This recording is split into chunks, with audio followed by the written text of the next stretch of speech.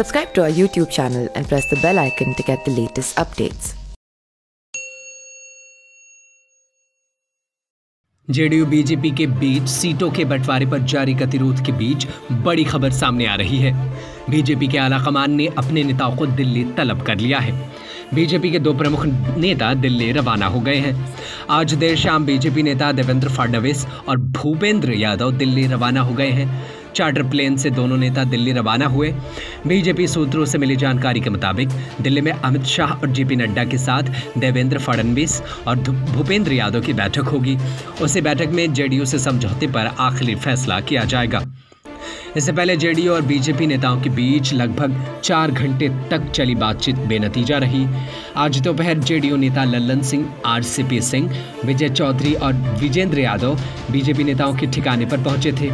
वहां पहले से ही बीजेपी नेता देवेंद्र फडणवीस और भूपेंद्र यादव मौजूद थे। बीजेपी के प्रदेश स्तर के कई और प्रमुख नेता भी वहां जमे थे।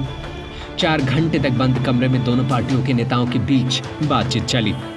हालांकि बैठक के बाद दोनों पार्टियों में से किसी ने कोई प्रतिक्रिया नहीं दी, लेकिन बीजेपी सूत्रों से मिली जानकारी के मुताबिक सहमति नहीं बन पाई, न सीटों की संख्या पर और न इस पर कि कौन किस सीट पर हिस्से में जाएगी।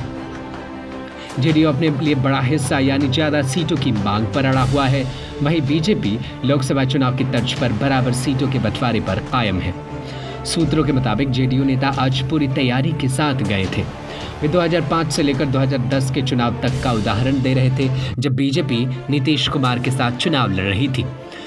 विवाद वाली सीटों पर दावेदारी के पक्ष में भी जेडीयू नेताओं ने लगातार जातियों से लेकर सामाजिक आंकड़े दिए। उधर बीजेपी पूरी तैयारी के साथ बैठी थी। उसके बाद आंकड़े तैयार थे, लिहाजा 4 घंटे की मैराथन बैठक के बाद बेनतीजा ही निकला। हालांकि दोनों पार्टियों इस बात पर सहमति हुई कि बातचीत का सिलसिला जारी रहेगा।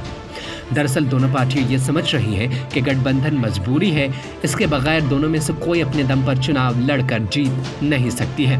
लिहाजा तालमेल तो करना ही होगा, लेकिन सवाल ये है कि कौन पीछे हटता है। ये देखना दिलचस्प होगा।